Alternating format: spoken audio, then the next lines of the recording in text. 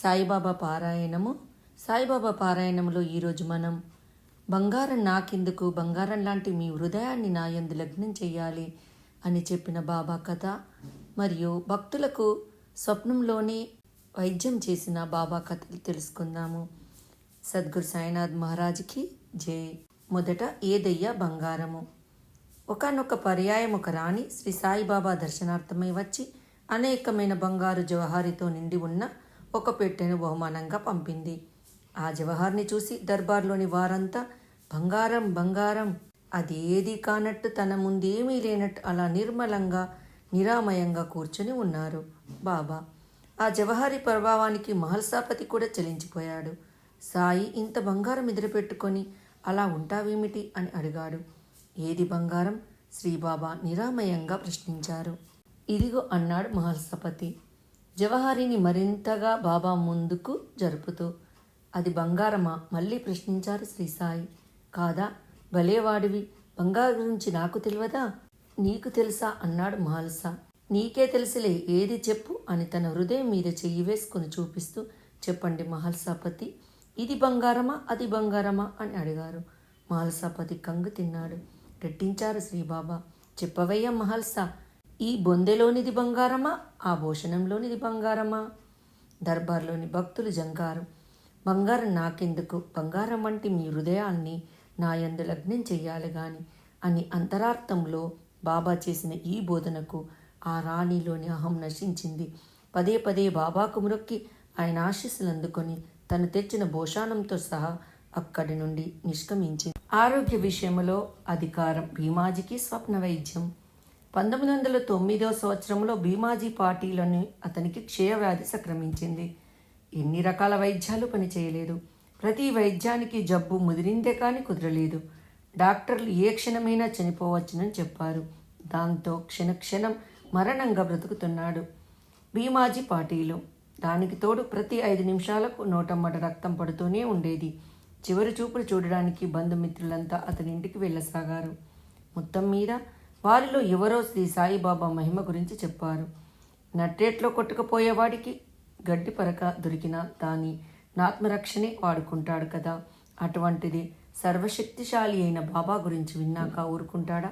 తక్షణమే బయలుదేరాడు షిరిడికి. శ్రీ సాయిబాబాను దర్శించాడు. ఆయన పాదాలంటే నమస్కరించాడు. తనని కాపాడమన్నాడు. ముందు శ్రీ సాయిబాబా చాలా ముభావంగానే ఉన్నాడు. కానీ అతని వేదననంతా విన్న తర్వాత ఆయన హృదయం పూర్తి కరుణాస్థావరమైంది. అందుకని అతన్ని ఓదార్చుతూ, ఆగు, దుఃఖించకు, నీ భయాన్ని వదిలిపెట్టు, దిగులు మానే, నీ కష్టాలన్నీ తీరిపోతాయి.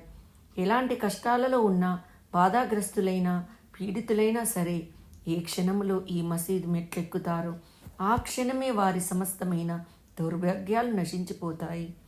వారి సంతోషంలా దిక్కుగా ప్రయాణిస్తారు.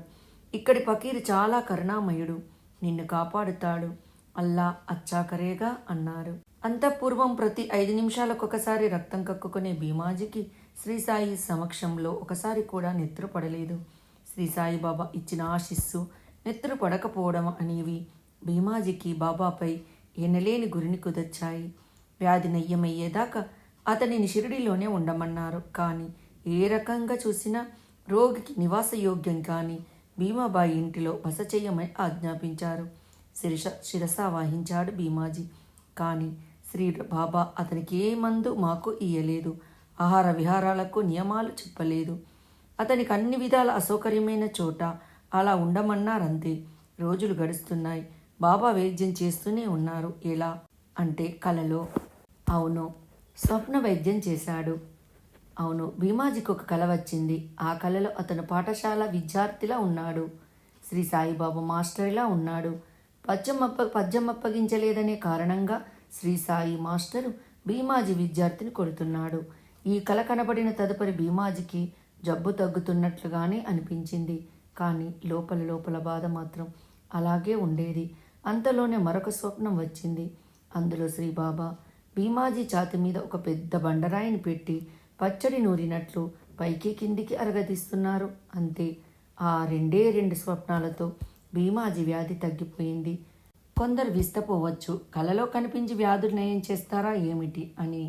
కానీ అటువంటివి మన బోటి సామాన్యులకు అసాధ్యం. కానీ యోగులకు, దైవాంశ సంభూతులకు దైవానికి సాధ్యం కానిది ఏదీ ఉండదని గ్రహించాలి. ప్రఖ్యాత దైవాలైన శ్రీ ఆంజనేయ స్వామి, శ్రీ యాదగిరి నరసింహస్వామి దేవులు కూడా ఎందరో భక్తులను స్వప్నంలోనే స్వస్థలను చేస్తున్న విషయం ఆస్తిక మహాశయులంతా ఎరిగిన సంగతే కదా. ఆ విధంగానే శ్రీ సాయిబాబా ఆనాడు ఈనాడు కూడా ఆశ్రితులకు స్వప్నంలో ఆరోగ్యంగా చేస్తూనే ఉన్నాడు. అన్నింటా కూడా ఆరోగ్యాన్ని, ఆనందాన్ని, అనుభవాన్ని అందిస్తూనే ఉన్నారు. కేవలం కలలో కనబడి వైద్యం చేయడమే కాదు, తాము స్వప్న దర్శనాన్నిచ్చి ఇతరుల చేత వైద్యం చేయించిన ఘట్టాలు కూడా శ్రీ సాయి లీలలో అనంతంగా ఉన్నాయి. హరిబాబు పనసే కళ. శ్రీ షిరిడి సాయిబాబా భక్తుడైన హరిబాబు పనసే అనేవాడు ఒకసారి పొరుగురులోని మిత్రుని చూడ్డానికి వెళ్ళాడు. అదే సమయానికి ఆ మిత్రుడి తమ్ముడు మంచాన పడి ఉన్నాడు.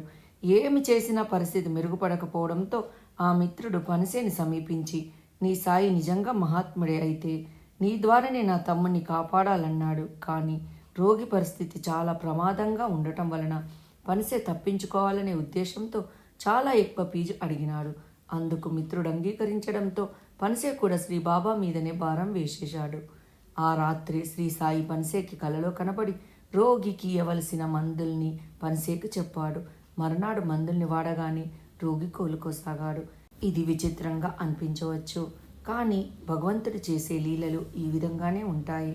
మరికొన్ని కథలతో మళ్ళీ కలుసుకుందాము. అంతవరకు సెలవు. ఈ వీడియో మీకు నచ్చినట్టయితే లైక్ చేయండి, కామెంట్ చేయండి, సబ్స్క్రైబ్ చేయండి. నోటిఫికేషన్ల కోసం పక్కనే ఉన్న బెల్ ఐకాన్ క్లిక్ చేయండి.